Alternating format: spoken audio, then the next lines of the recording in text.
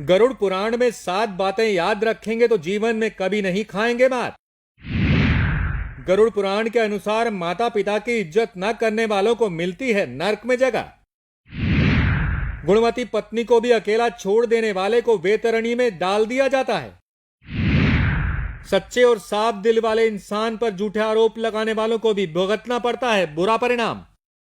हर व्यक्ति को गरुड़ पुराण के बारे में जानकारी होनी चाहिए, क्योंकि गरुड़ पुराण में स्वर्ग, नर्क, पाप, पुण्य के अलावा और भी बहुत सारी बातें विस्तार से बताई गई हैं जो हमारे जीवन में उपयोगी हैं।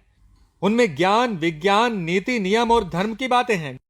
गरुड़ पुराण में एक और जहां मौत का रहस्य है तो दूसरी ओर जीवन का रहस्य छिपा हुआ है। गरुड़ पुराण में हमें कई तरह की शिक्षाएं मिलती हैं। गरुड़ पुराण में मृत्यु के पहले और बाद की स्थिति के बारे में बताया गया है। यह पुराण भगवान विष्णु की भक्ति और उनके ज्ञान पर आधारित है। प्रत्येक व्यक्ति को यह पुराण पढ़ना चाहिए। गरुड़ पुराण हिंदू धर्म के प्रसिद्ध ग्रंथों में से एक है। 18 पुराणों में से इसे एक माना जाता है। गरुड़ पुराण में हमारे जीवन को लेकर कई गूढ़ बातें बताई गई हैं।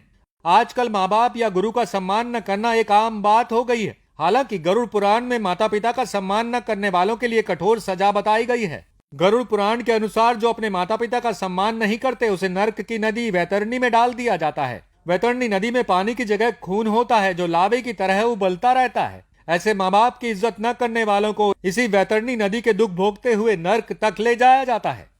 माता पिता के साथ जो गुरु का सम्मान नहीं करते उन्हें भी इस तरह के कष्ट को भोगना पड़ता है। माता पिता और गुरु को इंसान के जीवन में सबसे बड़ा दर्जा दिया गया है, इसलिए इनका सम्मान न करने की कठोर सजा है। वहीं जो पुरुष किसी द्वेष की वजह से गुणवती पत्नी को छोड़ देता है उसे भी वैतरणी नदी में डाल दिया जाता है। जो लोग किसी सच्चे और साफ दिल के इंसान पर गलत आरोप लगाते हैं उन्हें भी वैतरणी नदी से गुजरना पड़ता है। गरुड़ पुराण के अनुसार नीति सागर में कहा गया है कि शत्रुओं से निपटने के लिए सतर्कता और चतुरता का सहारा लेना चाहिए। शत्रु लगातार हमें नुकसान पहुंचाने का प्रयास करते हैं। ऐसे में यदि हम चतुरता नहीं दिखाएंगे तो नुकसान उठाएंगे। इसलिए जैसा शत्रु है उसके अनुसार नीति का उपयोग करके उसे काबू में रखा जाना चाहिए।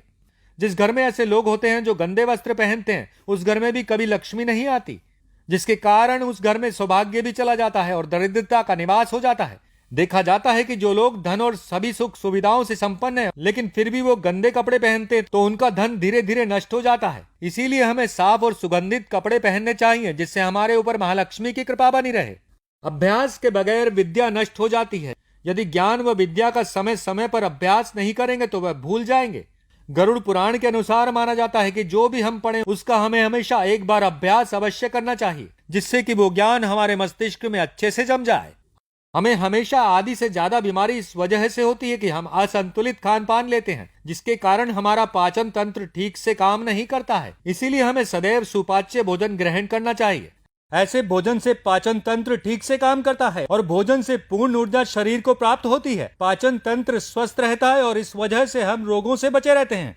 एकादशी व्रत को ग्रंथों और पुराणों में श्रेष्ठ बताया गया है। गरुड़ पुराण में तो इसकी महिमा का खूब बखान किया गया है। जो व्यक्ति एकादशी का व्रत रखता है वह सभी कष्टों से बचा रहता है। उसे इस व्रत का निश्चित ही लाभ मिलता है। एकादशी व्रत रखने के कुछ नियम होते हैं। इस व्रत को नियम अनुसार करना चाहिए। इस दिन सिर्फ फलाहार ही लेना चाहिए।